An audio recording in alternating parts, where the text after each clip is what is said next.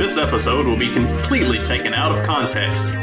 Welcome to the Fact Check This podcast. All right. Fact Check This podcast. And tonight, Don is back. Indeed, and not dead, which is impressive under the circumstances, apparently. And we'll do some ways of the world. Tonight, we're going to talk about the important stuff, executive orders. Last time we did this, we talked about the Trump's cabinet picks. Some things changed with some of those. We've gotten some that have been confirmed, some that are still kind of on the table. We've had some very entertaining hearings with the Senate, and I don't know. We can talk more about those after they kind of finish shaking out. But the executive orders have been a lot of fun, and also have pissed off all the right people for all the right reasons, and I love all of that shit. But also, they've made some people very happy. You in particular, at least with one of them. So let's start with that. How did all of that kind of shake out with the pardons and stuff?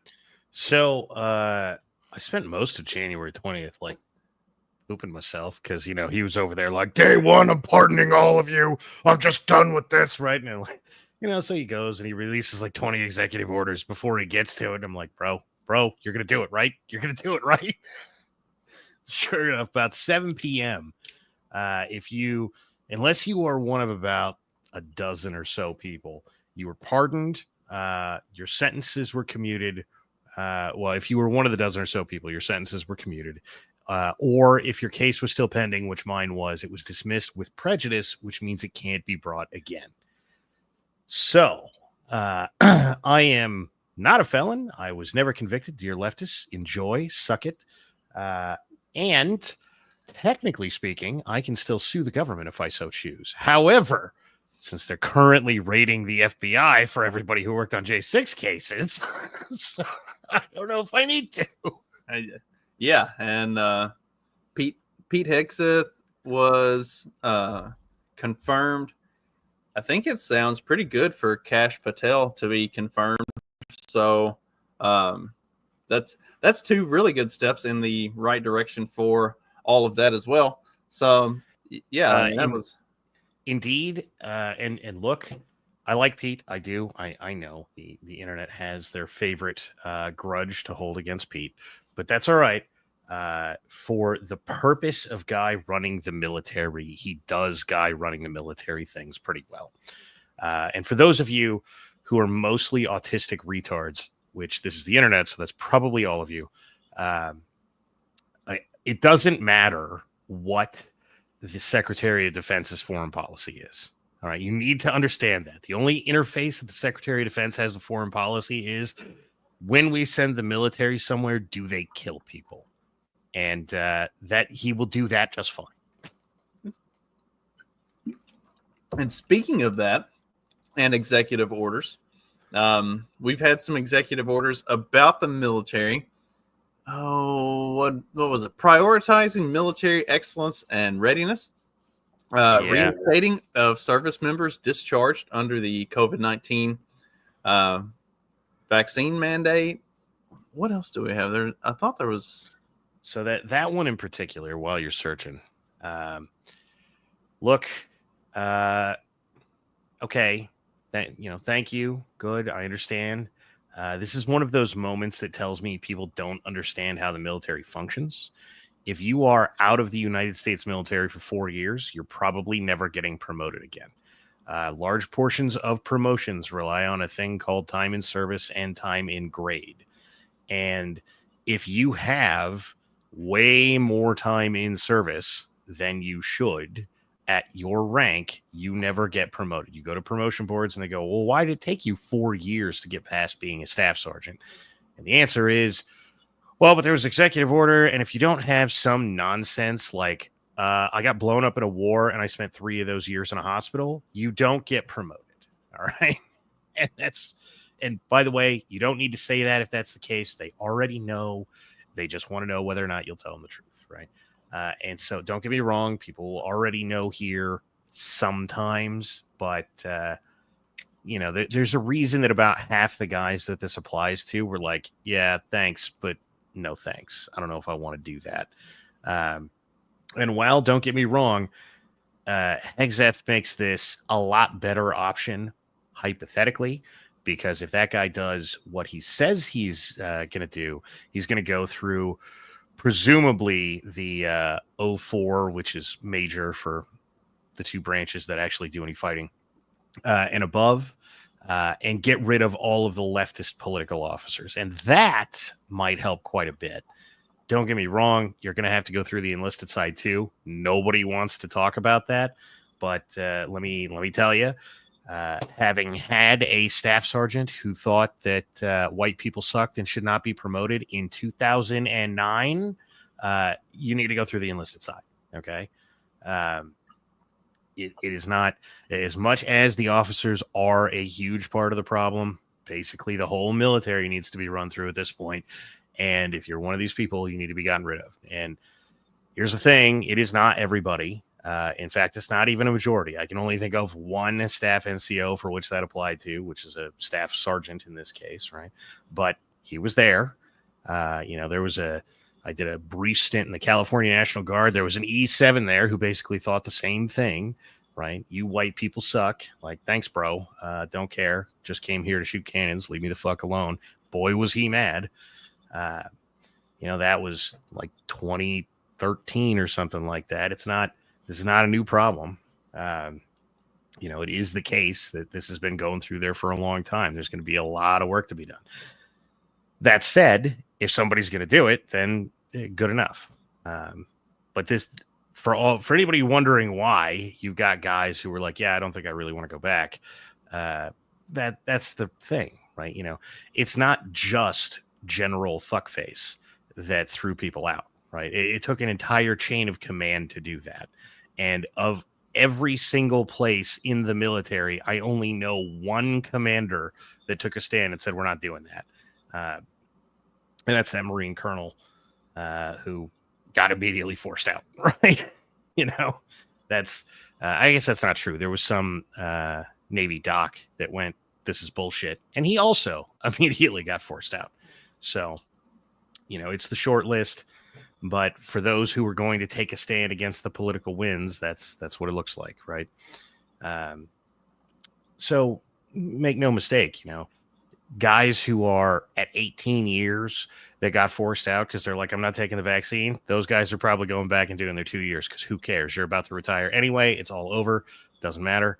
But for all the guys who were sergeants and corporals and lance corporals and PFCs and all that kind of nonsense, like, wait a minute, you want me to go back and do 16 more years of that? Are you out of your freaking mind? No. Well, yeah, that all makes sense. And in talking about, going through and cleaning up and taking care of stuff, there were actually two executive orders that followed up the reinstating everybody who got kicked out for the COVID vaccine thing. We've got restoring America's fighting force and prioritizing military excellence and readiness.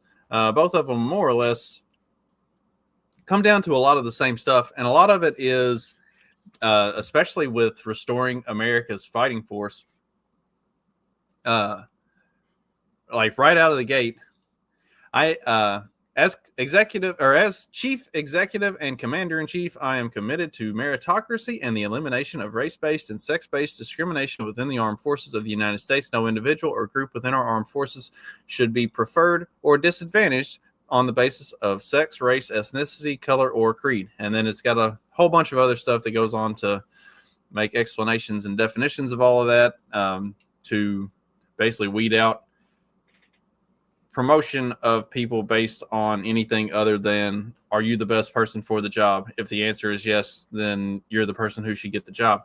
And then the prioritizing military excellence and readiness then goes on to talk about, doing away with a lot of the bullshit that has, interestingly enough, we did the episode, The Manly Men in the Military, and all of you talked about like a lot of the bullshit that is effectively useless, but that the military does because reasons.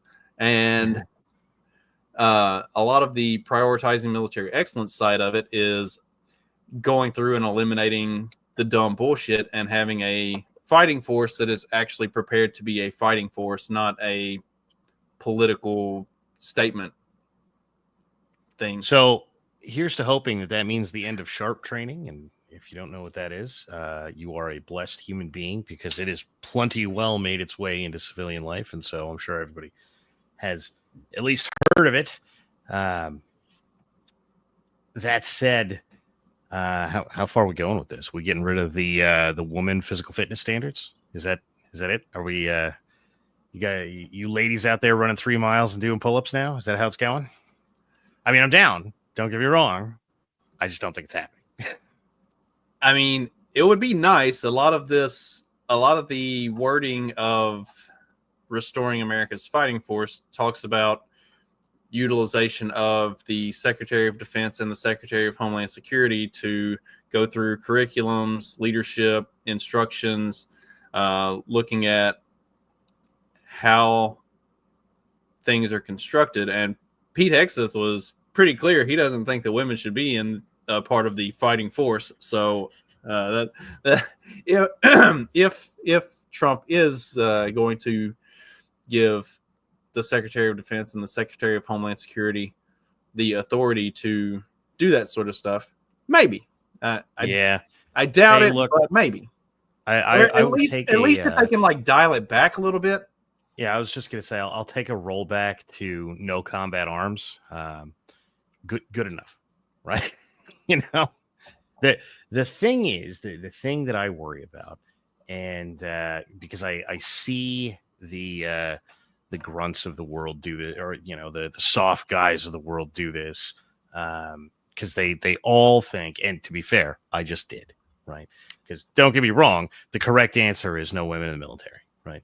Now, that said, well, but like if women want to be in artillery, let them. Like, well, you think that now, right up until you need artillery, okay?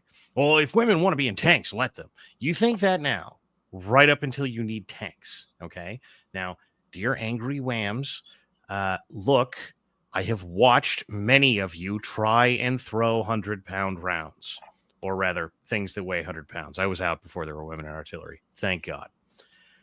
But I have watched many of you try to throw things that weigh 100 pounds. It does not go well. Yeah. You know some woman somewhere, sometime, somehow who could totally eat my lunch, bro, whoop my ass in a fight, and outlift me. That's great. You know where she's not? Active duty artillery. Active duty tanker. You know how I know that? Because you know her. Okay? She is out somewhere being a bodybuilder, which is why you know this person. Because at the peak of women physique, yes, they can do those things. That's not how the military works. They don't give you roids. You don't spend 8 hours a day working out. That's not how it works. And dear various pogues out there who are like, but I spend 8 hours a day working out. Artillery doesn't get to, all right? Other people who do actual fighting don't get to. That's not how it works. And what actually happens, what's the real product, regardless of whether or not they're strong enough to pull a 7-pound trigger, which is the dumbest statement in human history about war fighting. The simple reality is they can't keep up over the long marches. You can give me the whining, bitching, moaning about women in endurance all you want. Put 100 to 150 pounds on their back and start having them walk. You know what's going to happen? They're going to get outwalked by the guy standing next to them, who invariably is going to have to drag their ass later. Now, even if that weren't the case, you cannot have pregnancies in combat arms units without women. You can't. That's it. The end. There's no more. Why is this important? Because as I was leaving for Afghanistan, I'm fairly certain I've told this story 100 times. We're going to do it again anyway. The admin unit at the front of the base was supposed to go with us. However, when somewhere around 40-50% of the company came down pregnant, they became non-deployable. And so didn't go. All right. Now, You can, as so many people, well, Don, but we shouldn't be going to these stupid wars anyway. I don't care if the day comes where I need a bunch of guys with rifles to do some killing on behalf of the United States. They need to actually go. All right. Right. Well, and that's like, you could even, you hear that, well, they can be medics, they can be doctors. Okay. There's a guy who he's got I've seen it go around a number of times. He talks about his time as a combat medic, and his partner was a woman. He said, I'm 6'3". When I've got full gear on and everything, I weigh 300 pounds. He said, in the event that, something happens in combat and I go down, my partner is a 5'4", 120-pound woman. Mm-hmm. He said, I can't go down because if I go down, we're all dead. She can't carry me out. She can't carry anybody else out. We are fucked. It's like, so, okay. Yeah. It can be like, World War II style where they have hospitals and the women never actually, like, no women in combat. If you want to have, doctors and nursing staff and stuff like that, cool. But you're not going to be a combat medic. God, I mean, there's less than 100 pounds difference in weight between me and my wife. She can't carry me. Like, if I go down, she can't carry me.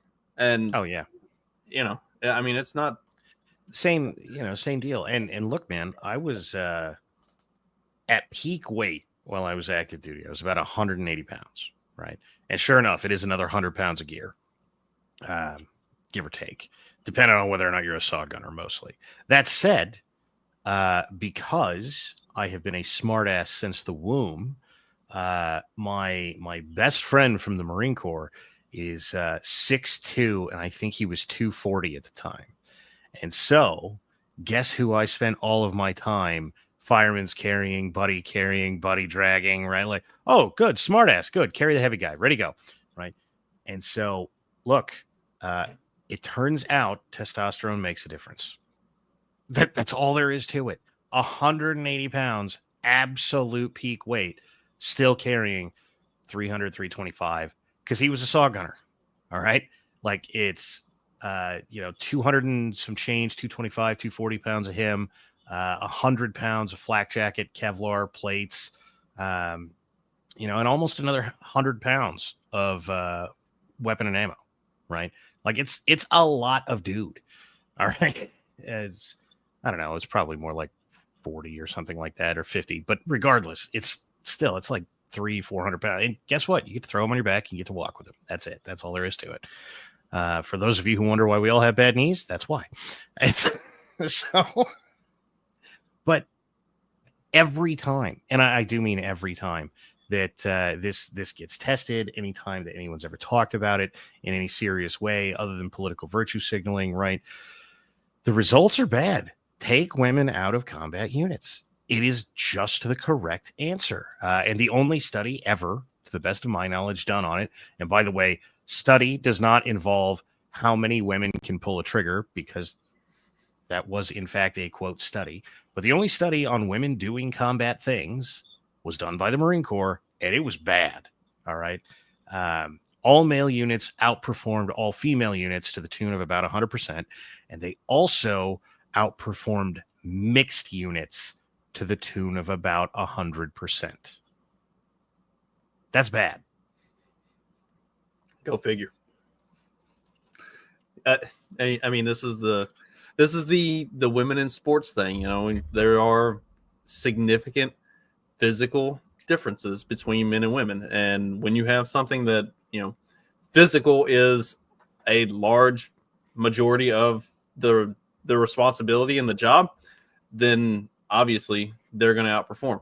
Speaking of that, one of the executive orders was along those lines. I think it was a congressional bill that got passed, oddly enough, to outlaw biological men in women's sports. And then one of Trump's executive orders that really kicked the hornet's nest was establishing that there are two genders, male and female. People are angry about the dumbest shit. Well, and there's a bunch of these that are like that. It's like, okay, so there are probably a lot of legal bullshit reasons that this is going to get challenged, and there's going to be a lot of other stuff that goes to it, and it's largely symbolic. Like, this is just a slap in the face to the insane leftists, and that's fine. Like, I am all for it. I think half of his day one executive orders served no more purpose than to just slap leftists in the face and be like, here's something else for you to be mad about.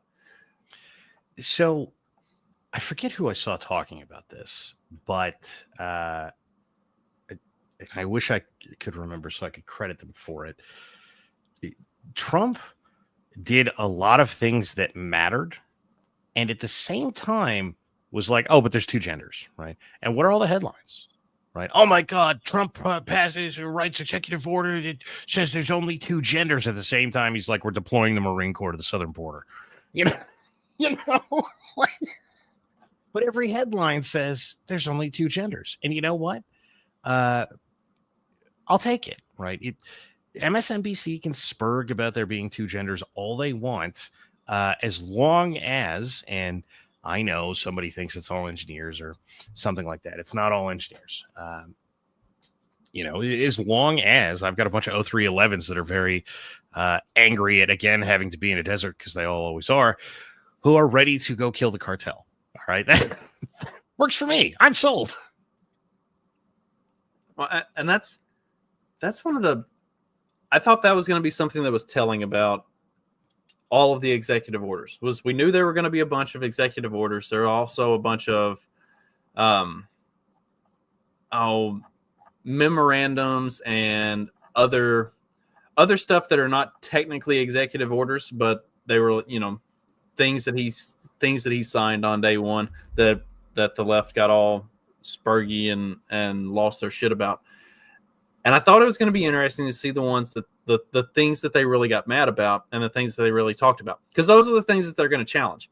And that was one of the things that I think everybody knew going into this was there's going to be a whole bunch of stuff that he signs on day one. There were rumors that it could be up to like 100 executive orders to get signed like right out of the gate. And there were people that talked about like, this is going to be just a full-on blitzkrieg. Like, you're going to sign all of this stuff, throw all of this at the wall, and see what sticks. See what they want to fight. And at least from what came out of mainstream media coverage and a lot of the social media posts on it, none of the actual like teeth, none of the actual stuff that had meat to it were the things that they freaked out about. It was all the like minor slap in the face shit that really didn't have substance. It was stuff that it was an executive order in that there were words on a piece of paper and he signed it, but it really didn't do anything. Right. Well, so it's really wild because I mean it is some strange combination of accuracy by volume and giant smokescreen, right? I'm going to hit literally everything. Something will stick. And equally, like, you guys are all angry about whatever, which is awesome. Because the thing that's going to matter most here, right, in relation to so much of this, to be fair, isn't an executive order, but Tom Homan. Oh man, I love this guy. I love this guy so much. I'm the New Jersey governor, and I'm hiding a not quite legal. No problem. If that's how he feels about it, that's a violation of Title 18, Section 3, and we will seek prosecution. Oh. Stop. My penis can only get so erect, just, oh God. And just constantly. And so while everybody is, don't get me wrong, they were a little bit angry about the birthright citizenship thing, but that was somewhat passing compared to all the other stuff. And so all the other stuff, while you got the Tom Homans and the Pete Hegseths in charge of it, things are going to happen faster than people can stop them. And that matters a lot. I mean, that's like talking about Homan and the declaring an emergency at the southern border and firing up deportations. I mean, they hit the ground running the very next day. There were like reports of ICE rolling up and just like rounding up people, putting them on buses literally the next day. You had people being flown out on planes literally the next day. And, and Homan's out there like, yeah, we're going to be doing this every single day until further notice. It was so good. There was I saw a stat on like the 25th or something. So guaranteedly this is old now. But they had something like 500,000 already detained. Or maybe it was over 1 million already detained. And something like 100,000 already on planes by like day 5. It was no, are we going to be able to get them all in 4 years? Yes, we are. Well, I was like, Homan, he was like, we got lists, like we know where they are. We've been doing our homework. Like whatever the Biden administration was doing, obviously it wasn't a problem of can we find them. It was a problem of they don't want to go get them. Like we done found them. We know where they are. We're ready to roll up and like start, snatching folks and throwing them in vans with a black bag over their head. We're going to do this like hard and fast and not give them a chance to run away. And that's what they did. I mean, it's been impressive. And they arguably they did it right. They started with the known criminals and worked their way from there. And I mean, that's like that also makes it so insane that you have the left actively defending literal criminals. Like, no, you can't send them back. And it's like your willingness to bend over backwards to defend the worst scum of humanity on the planet never fails, and it never ceases to amaze me. Like, we know this is who the left is. This is like who they champion is the worst scum of humanity, and every time they get an opportunity, they cannot help themselves. They have to defend them without fail. It's just insane, and which also doesn't help the left's case when they're crying about all this stuff. To the average American, they're like, okay, yeah, like this is why. Also murderer, bro. Right. This is why we didn't vote for Kamala, like because literally all are supporting this shit. Like, read the fucking room. In the world of a thing you said in there, the press secretary probably said the greatest thing that I have heard out of like not Trump or Homan's mouth thus far, which is some reporter asked her like, well, how many of these immigrants had a criminal record that you've deported? And she went, all of them. They broke the laws of the country to get in here. And I was like, oh, yes. I know that wasn't the policy of the last administration. That's our policy. That's how it works. Words have meaning. That's what it means. And I was like, oh, God. Things have changed so fast.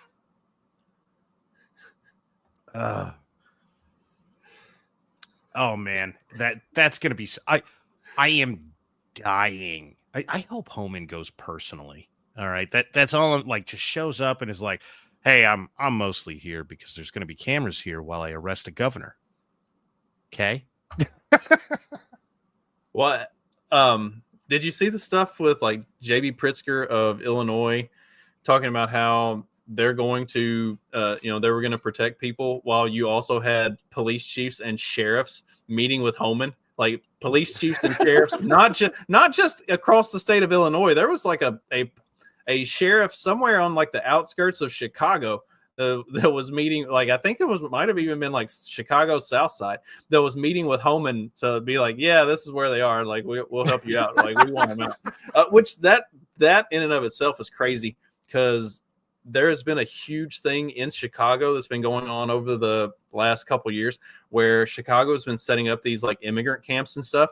And basically building infrastructure and guaranteeing like food and all of this money to care for all of these illegal immigrants that they're like basically making tent cities and then turning them into like permanent fixtures. And while the south side of Chicago is just like in complete shambles, falling apart, and the city is ignoring the citizens in order to take care of the illegal immigrants. And they've had like town halls and all kinds of stuff going on for like seriously for the last year and a half of the people of the south side of Chicago just being like, fuck you, fuck them, get them out, take care of us. Like, and not that I necessarily think they deserve to be taken care of any more than, you know, the people who are being taken care of, but they make a valid argument. It's like, I mean, they do. Yeah, it's nuts. That's one of the funniest was to see Pritzker one day talking about like Illinois is going to be a safe haven for all of these illegals, and then literally the next day there were sheriffs and police chiefs that were meeting with Tom Homan. Oh, so good, man. It's been in what is it? What are we on here? Like 15 days right now? Yeah, 15 days. It's been a wild 2 weeks. Because every time I turn it in for dear everybody, and there are plenty, probably none of them listening because they are too head up their own ass about almost everything. If you are blackpilling right now because your perfectionist, whiny bullshit is being violated in some homosexual fashion, shut up. Seriously. You are quite, for all the years that I have been told that I'm exaggerating and that you guys aren't whiny, obnoxious perfectionists, like, pretty literally everything you could hope for is happening right now. Like, don't get me wrong, it's an executive order, it's not a law, but the man banned central bank digital currencies. All right. How in the hell is anyone on the internet upset right now? And of course, there are reasons. Nick Fuentes is perpetually angry, but he's a tiny gay Mexican. So what do you expect? And outside of that, though, if you are blackpilling right now, like about what? But Trump said we're going to invade Gaza and like stay there permanently. Like, that is not awesome. I'll grant you that. At the same time, one, let's see that actually happen before we care. Two, for all of the time that was the past 4 years, I don't care about insert foreign policy thing. I only care about this country, which was wild to see someone not me say. How's this country going? All right. Like, but Dawn, we're going to send, I don't know, Marines over to Gaza. Like, well, I have news for you. Once Hegseth is done getting rid of all the gay ops in the military, the Marines probably want to go to Gaza. Whether you like that or not, they're like, yeah, we're just going to go blow some shit up. Cool. Let's go. Let's ride. I mean, like you said earlier, they're ready. They're, once he's done with what he needs to do to clean it up, they're gonna be like, we get to go kill the cartel. Fuck yeah. What are we waiting for? Oh man. So I need to send you a thing because it's related. There you go. I saw this earlier. I wondered if you had this. It's impossible to beat the cartel when they're as heavily armed as the CJNG unless you deploy the full might of the U.S. military to take them out. These guys are all former Mexican special forces with training and equipment. Then you've got the army off a 20-year war, tier 1 forces after being blue-balled in Ukraine. The Marine Corps being told they're being dumped into a place that has liquor, Latinas, and people they need to kill. This was a fantastic meme. The giant monster with the spiked dick is incredible and accurate as fuck. All right. I'm telling you right now, if we are going to send the Marine Corps to Mexico, the first thing that we need is a strategic stockpile of penicillin. Okay, that's just how it is. I mean, they already can't drink the water there, so and then Yeah, right. also, since I do come from the liquor industry, did you know that there? Well, not that this is like insider news or anything. There's been literally a dozen articles written about it. Did you know there's like a huge tequila like overflow? Like there's way too much tequila. Oh, I know how to solve that problem. Yeah, like Mexico is just sitting on stockpiles of tequila that they can't get rid of. The company that I work for, we bring in, because it's a contract and all that stuff. Like we'll bring in multiple truckloads of this stuff, and then we just send it to a warehouse where it's going to sit because we don't ship it. Like there's just way too much tequila, and yeah, I mean. You want to clean up your drug? You want to clean up your drug and cartel problem and take care of the tequila overflow? Shit, deploy the military to Mexico. That'll solve all of these problems real quick. Actually, as many like Mexican bars as there are, and the way they overcharge for tequila, because Johnny that I do Pilling Fiction with, he was like, if you go to a bar and get a shot of tequila, he's like, they are going to rape your eyeballs out. Like, deploy the military. Give some of these guys like leave and money, and put them in a place where there's bars. You're going to take care of the tequila problem, and also it's going to be like great for Mexico's legal economy. Like, yeah, right. We can fix all of your economic woes that you're going to lose from having the cartel be destroyed by just like tequila sales alone. Everybody wins. For reference, no, it's probably not a good idea. And by the way, I don't care if we invade Mexico or Canada as long as they don't become states. All right, that's where I'm drawing the line. We can invade, we cannot make them states. But that said, no, it's probably not a good idea to just randomly invade Mexico. On the other hand, I promise you, the military's over there like, wait a minute, you're going to tell me that for once we're going to go to a tropical climate with big-tittied and big-assed women who are not in burqas, and the booze will flow freely.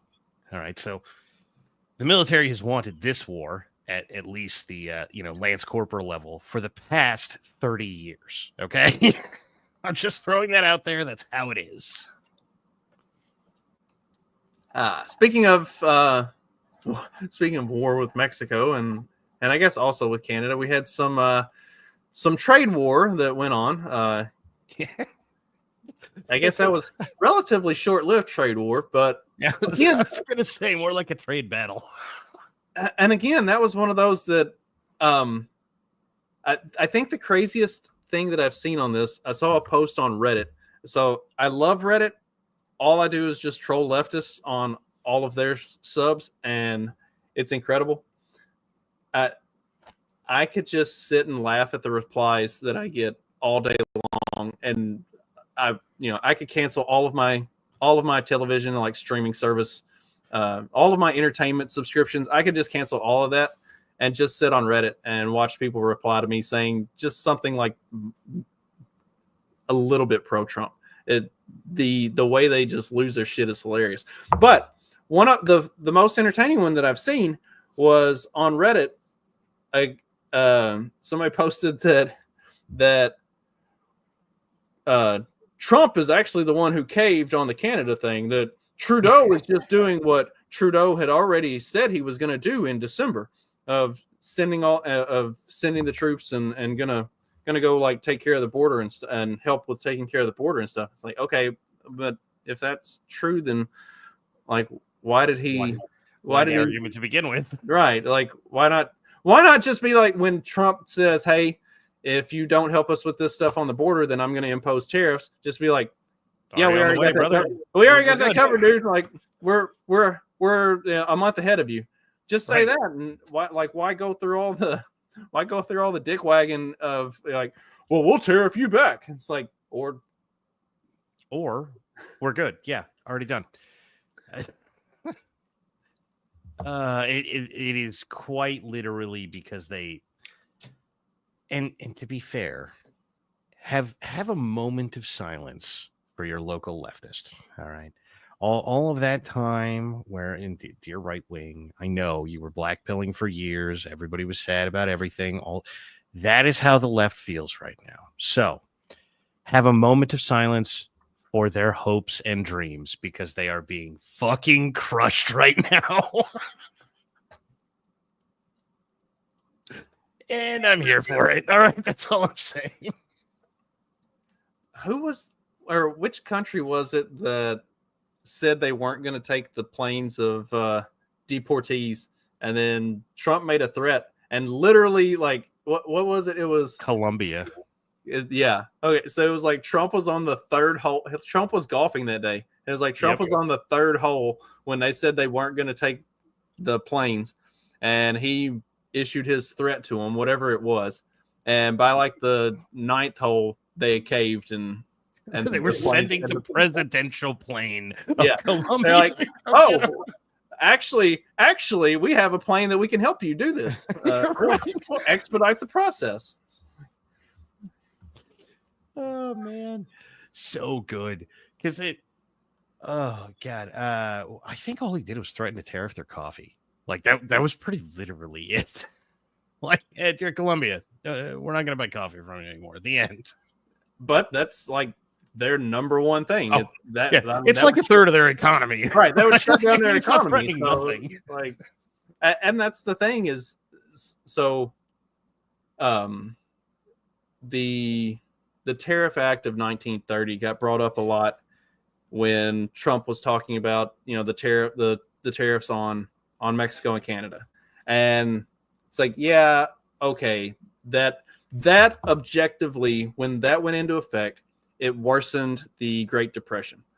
Also, it was insane the levels that were being imposed on the tariffs at that time were literally the highest in U.S. history outside of the 1820s when the Yankees were trying to start a civil war, and ended up successfully doing so.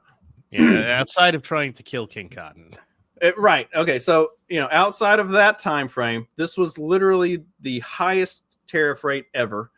And also, the U.S. was completely inverted in the trade deficit. Like, we had way more stuff going out than what was coming in. Everything was inverted from where it is now. So yeah, like when that went into effect in 1930, it ended up having a severely negative outcome. The whole thing is flipped on its head now. Like, and Canada and Mexico were smart enough to understand that. What I think Canada exports to the U.S. A bunch of lumber, and maple syrup actually is pretty high on the list. Yeah. Not surprisingly, but also it's like that one is stereotypically. Yeah. It's like whenever you find out that maple syrup is literally like the fourth or fifth largest export from Canada to the United States, it's like, wow, that's really on brand. Like, we made the joke about it, and then but it's also actually true. That was nuts. But the lumber thing is hilarious, by the way, because for those of you who don't know, there are like three companies that supply basically all of the lumber you've ever bought in your life, and they're all American. All right. Yes, there is Canadian lumber. It does exist, and it is not a small part of the economy. However, the top 10 lumber sales in the U.S., something like one company is Canadian, right? So, yeah. Okay, that's still probably a large portion of lumber, blah, blah, blah. However, until you get down to like the guy who sells you firewood, there's really not that many lumber companies beyond the top 10, just so as you know, right? But oh my God, housing prices are going to explode because Canadian lumber and the Canadians were very excited. Well, where do you think you're going to get wood from? And I was like, well, see, Trump is out hating on California. And so if Sierra Pacific Industries calls up the White House, and by the way, you should, and just says, hey, if you stopped California from screwing with us, we could about triple our lumber output. Oh, and it would be nice if we had the 250,000 acres they took off us about 5 years ago back. And look, if that happens, the price of lumber is about to plummet in this country. There's going to be lumber shortages. Dude, there's literally 3 lumber yards within driving distance of my house. I don't think I'm going to have to worry about it. Oh, man. Well, there's this idea, right? Because people are retarded. And the only lumber shortage that anybody remembers at this point is COVID, right? Oh, man, it's going to be like COVID where you couldn't get anything. We're not shutting down the whole economy, bro. There will be other lumber companies. That's just, they exist, and there are plenty of them. Shut up. Oh, talking about California, one of Trump's executive orders was to unleash all kinds of water stuff. Yeah, unleashing water for California, and then later that week, it started raining in California, and it took care of all the way. Trump delivered big on that one. He said he had a mandate from God. He meant right. Turn the water back on, then it starts pouring. Y'all underestimated the connection there. I thought that was kind of hilarious. Trump signs an executive order to return water to California, and then 2 days later, it's just they get massive downpours. Of course, then they ended up on the other side of it where they had mudslides and stuff. It's whoa, too much. It's pump the brakes. But at least the fires went out. So for those who don't pay any attention to California, and good for you. This is how the fires go out in California every single year, right?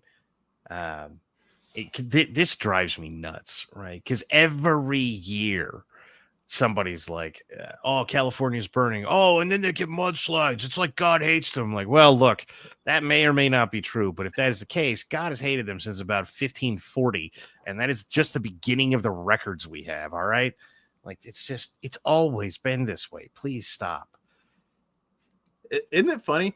You and I talked about the terrible forest mismanagement of California, and then Donald Trump goes on Joe Rogan and talks about it, and then 2 months later, California is on fire because of the terrible mismanagement. I don't know if that's fair in relation to me. I talk about it every year and half every year. It was bound to be. That was bound to all come together at some point. I mean, still, we're gonna say that we had. I'll take it. Yeah. Let's see what else we got. What else we got on the docket that was fun? You did mention the birthright citizenship thing. I thought that one was excellent. That's one of those things that I don't know, for anybody with common sense, doesn't seem like it's something that should require clarification. But okay. Do we know why it requires clarification and why a judge in Washington thinks they have the right to block it? Because I don't think anybody does. Back in, I want to say 94, when Clinton instituted the wet foot, dry foot policy, which was his immigration policy of how you got here determined whether or not you were allowed to stay. Somebody showed up, was born here, and because their parents were permitted by way of the immigration policy, as I recall, they were determined by SCOTUS to be a citizen because Clinton had said it was okay for them to be here. Therefore, something, it's fine. In that case, SCOTUS said this doesn't apply to anybody else. This is not a broad sweeping ruling. This applies to this one person. To which Clinton said, well, that means that if you were born here, you're a citizen. Now, the courts don't reach out and do things. We are not foreign courts here. I know foreigners, your courts do this. Our courts do not. Our courts are reactive. They're not proactive. And so, since there's nobody that gets to claim harm from this, there's nobody who gets to sue to say that Clinton is wrong, right? You have to have standing to go to court. And so the diffuse standing that is, hey, but you're ruining the country, has been ruled by the courts any number of times to not actually be standing. This is why you can't just sue the government if you're a voter when a politician does something gay, because I'm a voter, therefore I have standing, has already been ruled out as good reason for standing. And so since 94, so 30 years now, it has been, well, but, Clinton said that they're citizens and therefore they are. Quite literally, I don't even think there's an executive order about it. I'm pretty sure Clinton just said that and then told functions of the federal government that that's how it works, and that's how it's worked. And so, technically speaking, Trump's executive order kind of doesn't do anything, right? Because, hey, I'm disagreeing with Bill Clinton. It's not a required executive order, right? It's just like, I'm making it clear that I disagree with Bill Clinton is really all that thing does. And so, leftist judge out in Washington who did whatever, blocking, what have you, good for you. You're going to lose through the appeals courts eventually, most likely. But, and I can't say this enough, what this should be, and I hope that it is, at the rate that he's going, I hold a meager hope that he is going to go after the judiciary, because it's the only thing he hasn't touched that needs to be thrown in the freaking dumpster. Probably half to 3/4 of the judges in this country deserve to be in prison, not just fired. But I'll take fired. Well, starting there would be good. Yeah, when you look at, I mean, shit, just look at the executive order about, the pardons for all the J6 stuff, and then look at the judges in Washington, D.C., who are not letting people who are pardoned and still in jail, like not letting them out. Yeah. I mean, yeah, there's a lot of, and you see this all the time. Like I've talked about it a few times about the bakery in Colorado that keeps getting sued over and over and over again because these psycho motherfuckers keep coming to his bakery because they know he's going to say no. And then they sue him. If these judges or the Colorado Supreme Court had any balls at all, had any actual principle, had any actual belief in the justice system, they would throw every one of these cases out and punish the people who keep bringing them. But they don't. They're activist pieces of shit.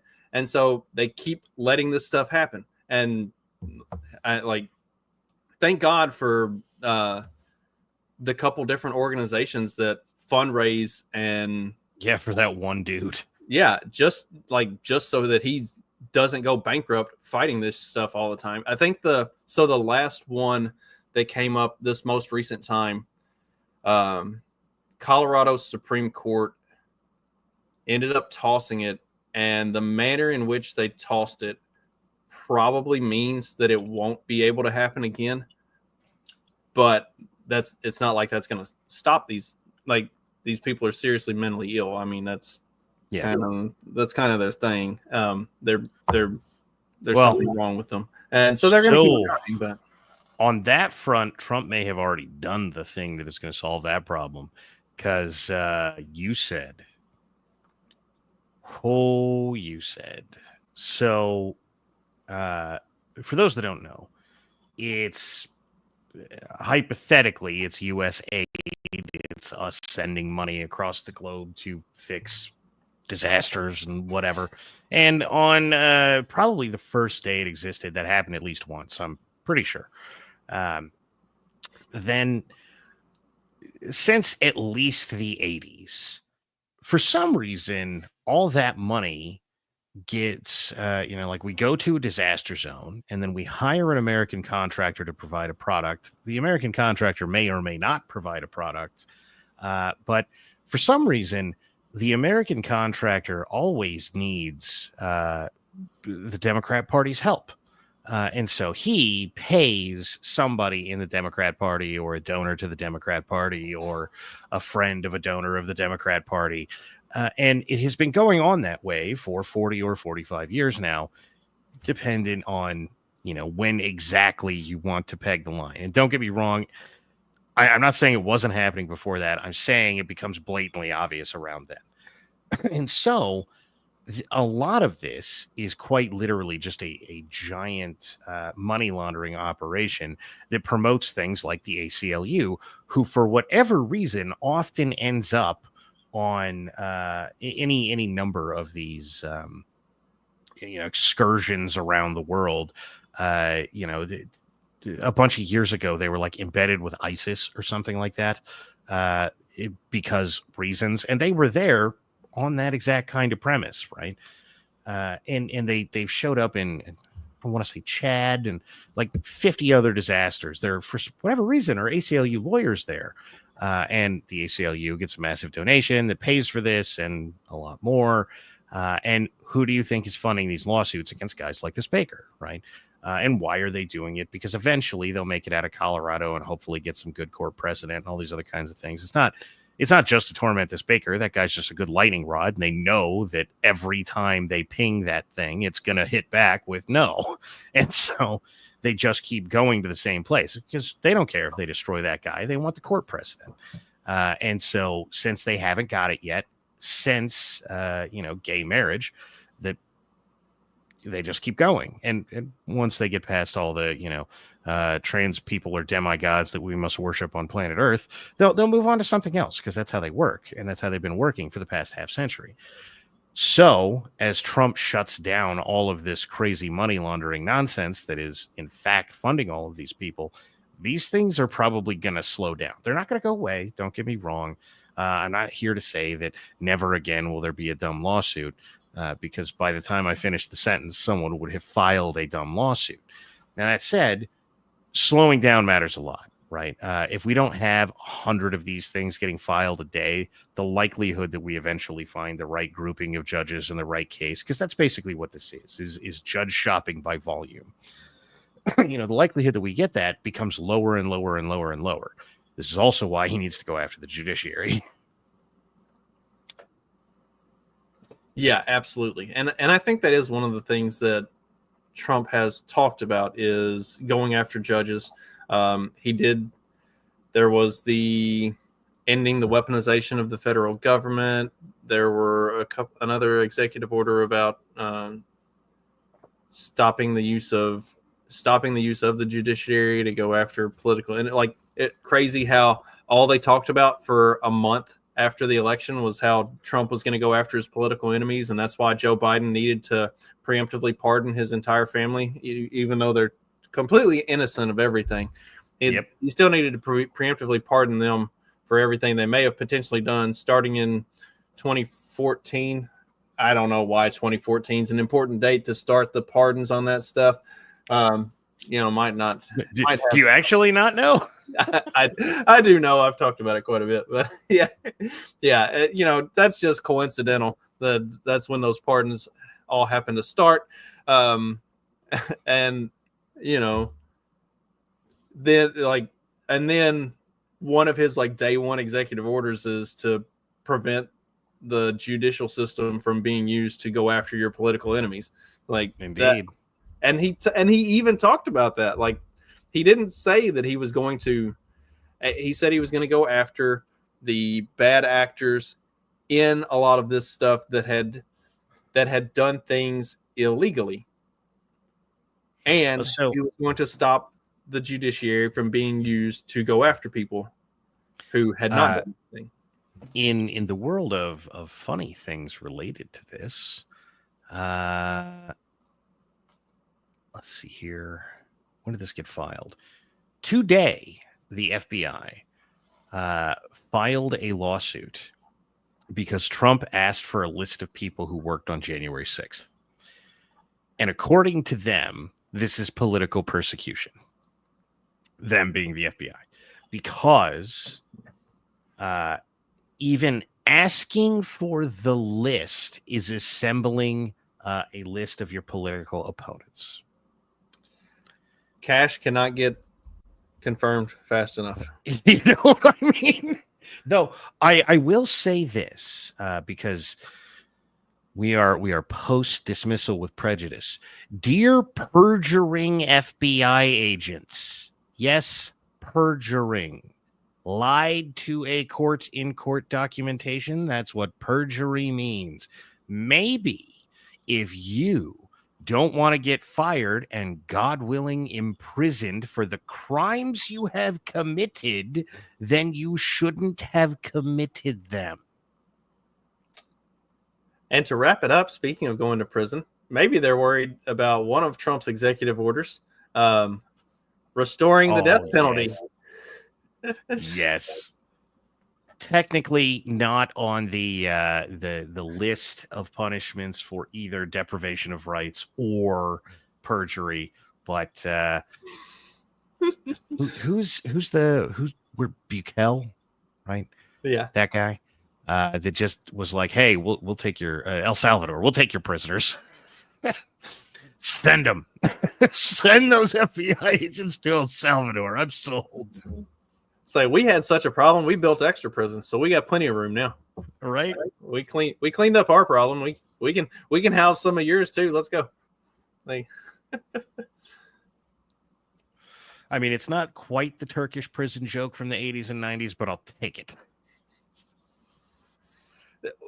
That was one of those that's entertaining, but also kind of does have a little bit of substance to it. And also on the tail end of a lot of the Biden commutations, I don't think there were a whole lot of them that got pardons, but they got their sentences commuted, or they got the death penalty commuted. So there were a lot of people that really got all up in arms about like what Biden was doing with all these death row inmates.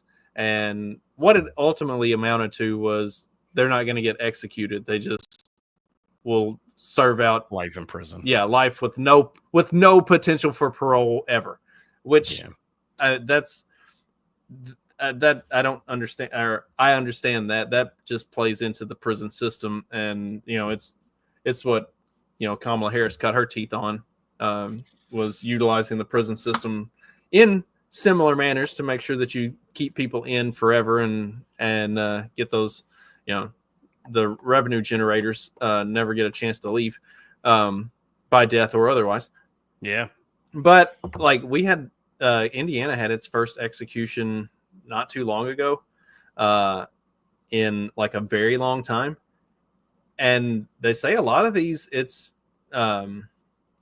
because they're tied up in little like minor bullshit court stuff that this takes care of. Like people that there's no reason for somebody to sit on death row for 20 fucking years. Like get it done. And also shortages of like the chemicals that they use. Why? Like, and look, I know the last administration was all concentrated on it and Congress passed a law and blah, blah, blah, but rope is cheap. Used to be able to say bullets are, but not anymore. Yeah, well, not in like 15 years now. But I mean, comparatively, bullets are cheap. So, and look, at some point, we'll either decide that we want the death penalty or don't. And if we decide that we do, all of this will go away. The thing that holds up most of the executions is that you have a guaranteed number of appeals, and it's like 3 or 5 or something like that. And each one is basically 5 to 10 years that you're going to spend in court, unless you do something truly, like I'm appealing because I don't know, I'm the god of my own world, and you people just don't rate to tell me that I can't kill people, right? The courts are going to throw that out pretty quick. But if you have a lawyer, every appeal is probably at least 5 years. If that lawyer is not literally retarded. So for everybody who wonders why it is that, but you sit on death row for 20 years, 5 to 10 years per appeal, 20 years is actually pretty quick. So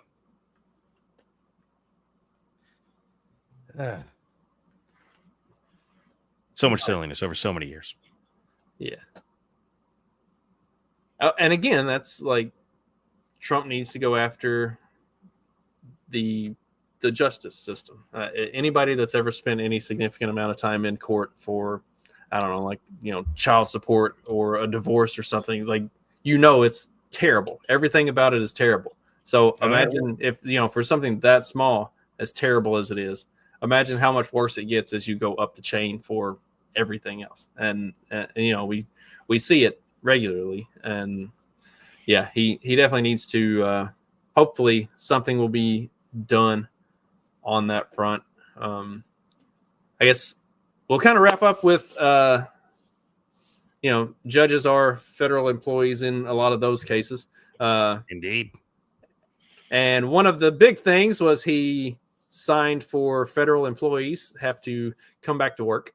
And then also there was the buyout, or the deferred resignation, where Trump sent out a letter or an email went out to all of these federal employees that said, hey, you've got until February 6th to respond to this email and tell us that you want to resign. And if you tell us that you want to resign, then we'll work out a compensation package and you'll be paid. And, it goes out to September 30th or some stupid shit.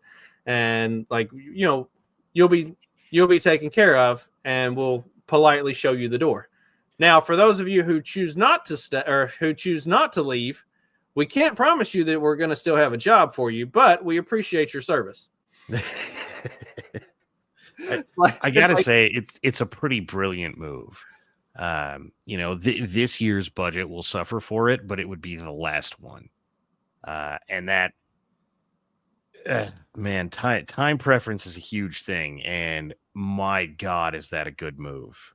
Because so many of these people, we've been hiring high time preference people for so long. Like, I can take 9 months or whatever it is worth of pay right now. Cool, right? And it will weed out so many terrible people immediately. At 20,000, so good. It went into effect on, I think the first day for signups was Friday, and as of today, there were already 20,000 who had resigned, who had sent in their resignation. Like 5,000 a day. I mean, don't get me wrong, the federal government is giant, blah, blah, blah. But 5,000 a day, that's a good cut rate. That's all I'm saying. Right. And I think it just really started picking up traction too. So, by Thursday, it could double or triple or more. Yeah. Oh, it would be good. I think it's going to be a lot of fun. I think we're going to have a lot of fun stuff to talk about this year. I think you're right. After so many years of like, hey, this is why this is terrible, I'm down. Well, now that some things have been resolved, you got any announcements or anything coming up that you're going to be working on?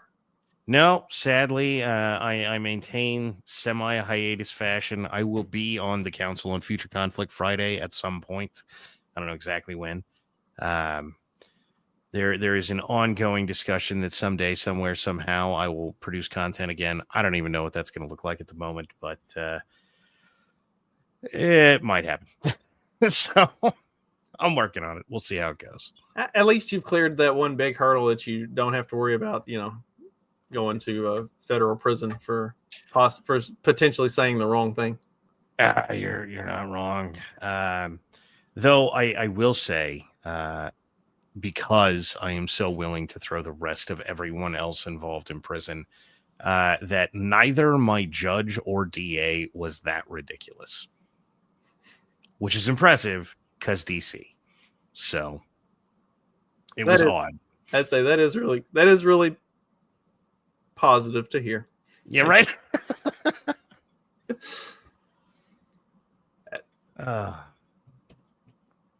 Anyway, I guess there are some judges out there that aren't terrible. I mean,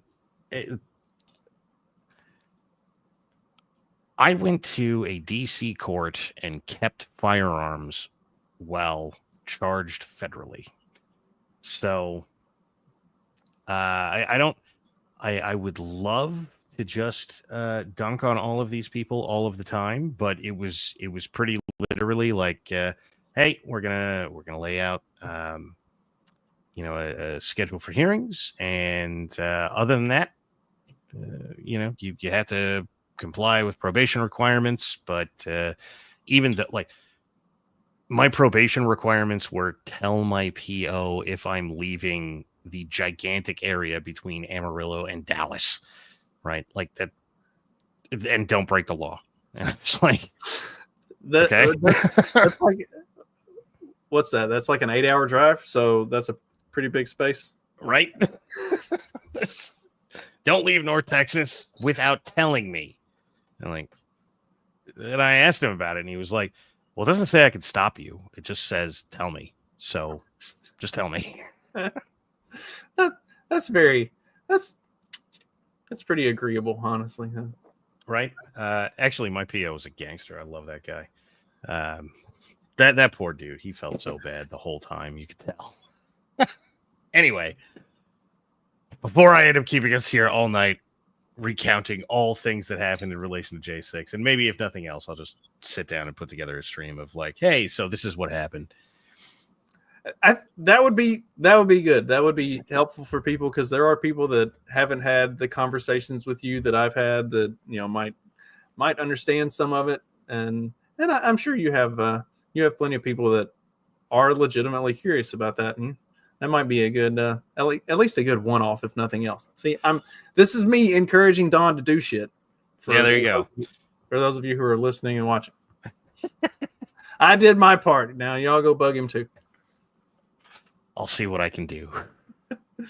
Well, thank you, sir. And until he gets that done, I do daily stuff. I won't be doing anything tomorrow because I have kids and they're dragging me all over the fucking state of Indiana on a damn near daily basis. But I will be doing daily stuff on Thursday and Friday of this week, and hopefully all of next week, talking about different stuff in the news. So if there's anything that you're curious about, hit me up, because I'm always looking for fun topics to talk about. But in the meantime,